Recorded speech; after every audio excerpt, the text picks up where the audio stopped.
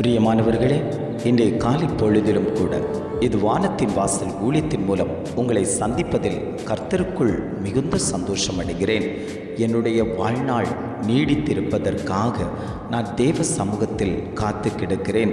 சத்துருவானவன் என் வாழ்நாட்களை குறைக்க வேண்டும் என்று எண்ணி எனக்குள்ளாடி போராட்டத்தை கொண்டு வந்து போடுகிறான், பிரச்சனையை கொண்டு வந்து போடுகிறான்.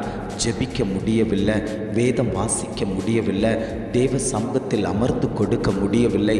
ஆனாலும் கர்த்தருக்குள் நான் திடப்பட்டு தைரியமாய் நின்று கொடுப்பதற்கு தேவபலன் எனக்குள் வேண்டுமென்று சொல்லி அநேகர் தேவனை நோக்கி முறையிட்டு கொண்டிருக்கிறீர்கள் அல்லவோ? உங்களை பார்த்து தான் ஆண்டவர் சொல்லுகிறார், நீங்கள் சுகமாய் பலனாய் ஆரோக்கியமாய் இருப்பதற்கு, நான் உங்கள் வாழ்நாளை நீட்டித்து தருவதற்கு என் கிருபை உங்களை சூழ்ந்து கொள்ளும் என்று இன்றைய காலை பொழுதில் ஒவ்வொரு குடும்பங்களையும் பார்த்து ஆண்டவர் வாக்கு கொடுத்து கொண்டிருக்கிறார். இன்றைய காலை பொழுதிலும் கூட ஆண்டவர் நமக்கு தரக்கூடிய நல்ல வார்த்தை என்னவென்றால், உபாகமம் 22ஆம் அதிகாரம் 7ஆம் வசனம் இவ்வாறாக சொல்லுகிறது, நீ நன்றாயிருப்பாய், உன் நாட்களும் நீடித்திருக்கும்.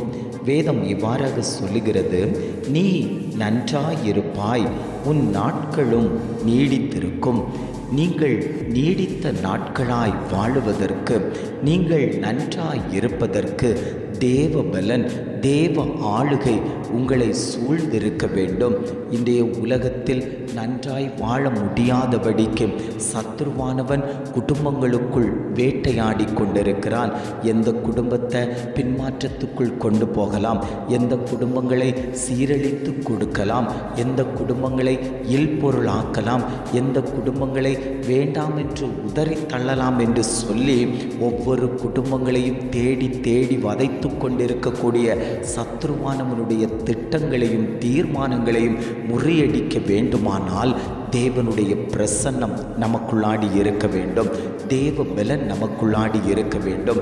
அந்த வேத வசனத்தை நாம் ஆராய்ந்து அறியும் போது கர்த்தர் நமக்குள்ளாடி இருந்து அந்த சத்ருவின் போராட்டங்களை முறியடித்து உன் வாழ்நாளை நீடிக்க பண்ணுவார்.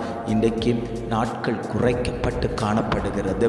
வியாதியின் மூலம் நாட்கள் குறைக்கப்படுகிறது, பிரச்சனைகளின் மூலம் நாட்கள் குறைக்கப்படுகிறது.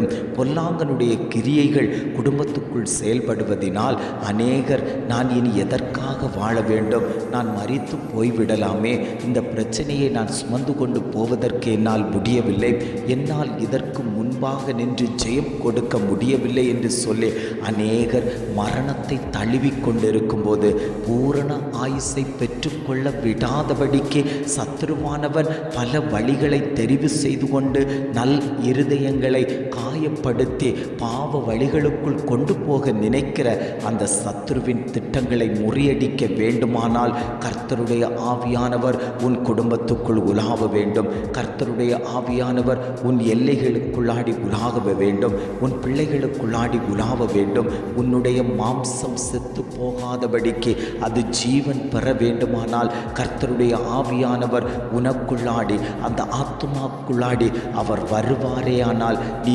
ஜீவனுள்ள ஆத்துமாவாய் எழும்பி நிற்பாய். சத்ருவானவன் தோற்கடிக்கப்படுவான், ஜெயம் உண்டாகும் என்று ஆவியானவர் குடும்பங்களை பார்த்து ஆண்டவர் வாக்கு கொடுத்து கொண்டிருக்கிறார். பக்தனாகிய தாவீது சொல்லும்போது, கர்த்தரை எக்காலத்திலும் எனக்கு முன்பாக நான் வைத்திருக்கிறேன், நான் அசைக்கப்படுவதில்லை என்று பக்தனாகிய தாவீது சொல்லும்போது ஆண்டவரை அவனுக்கு முன்பாக எப்பொழுதுமே வைத்திருந்தான்.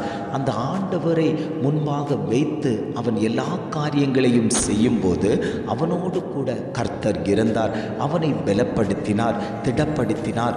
பலன் இல்லாமல் எல்லாவற்றையும் இழந்து நின்ற போதிலும் கர்த்தர் அவனோடு கூட இருந்து எல்லாவற்றையும் சுதந்தரிப்பதற்கு கர்த்தர் இரக்கம் பாராட்டினாரேயானால் இன்றைக்கு குடும்பங்களை பார்த்து பார்த்து ஆண்டவர் சொல்லுகிறார், நீ எல்லாவற்றையும் இழந்து போயிருக்கலாம், ஒன்றுமே என்னிடத்தில் இல்லை, ஆவிக்குரிய நன்மைகள் இல்லை, உலக நன்மைகள் இல்லை, ஒரு காலத்தில் எல்லாம் என்னிடத்தில் இருந்தது, இப்போ எல்லாவற்றையும் சத்துரு பறித்து கொண்டு போனது போல வெறுமையாக்கப்பட்டு தன்னந்தனியாய் தனித்து விடப்பட்டது போல இருக்கிறாய் அல்லவோ.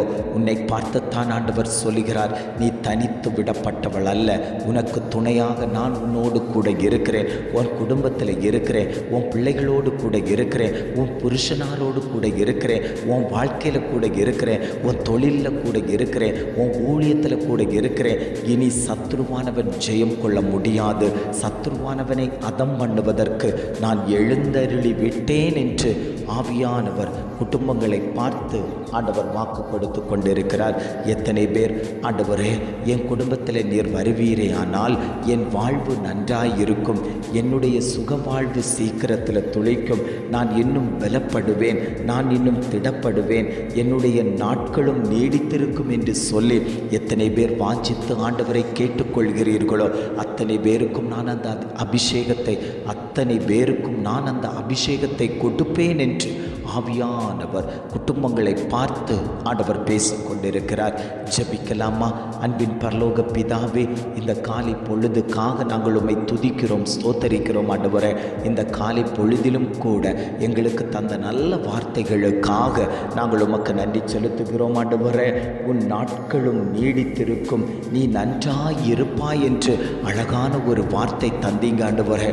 நாங்கள் நன்றாய் இருப்பதற்கு, எங்களுடைய நாட்கள் நீடித்திருப்பதற்கு கர்த்தர் எங்கள் மேல் வைத்த கிருபை அது மேலானது ஆண்டவரே. எங்களை விட்டு விடாமல் எங்களை தாங்கி பிடித்த தெய்வம் இன்னும் எங்களை கரம் பிடித்து நடத்தும்படியாய் நாங்கள் ஜெபிக்கிறோம் ஆண்டவரே. இதை கேட்டுக்கொண்டிருக்கக்கூடிய ஒவ்வொரு குடும்பங்களையும் கர்த்தர் வாழ்ந்திருக்க செய்யும்படியாய் நாங்கள் ஜெபிக்கிறோம் ஆண்டவரே. நீடிய ஆயுளாய் அவர்கள் விருப்பப்பட்ட வாழ்க்கை வாழ்வதற்கு கர்த்தர் இரக்கம் செய்யணும். சொன்னதை செய்கிற தகப்பன் அவர்களுடைய வாக்குத்தத்தங்கள் நிறைவேறும் அளவும் கர்த்தர் கூட இருந்து அவர்களை ஜெயமாய் நடத்தும்படியாய் நாங்கள் ஜெபிக்கிறோம் ஆண்டவரே. இம்மட்டுமாய் நடத்தினவர் இனியும் நீர் அவர்களை நடத்தும்படியாய் நாங்கள் ஜெபிக்கிறோம். எங்களை தாழ்த்தி தருகிறோம். துதி கன மகிமை எல்லாம் உமக்கே செலுத்துகிறோம். மீட்பர் இயேசுவின் மூலம் ஜெபிக்கிறோம் பிதாவே. ஆமேன், ஆமேன்.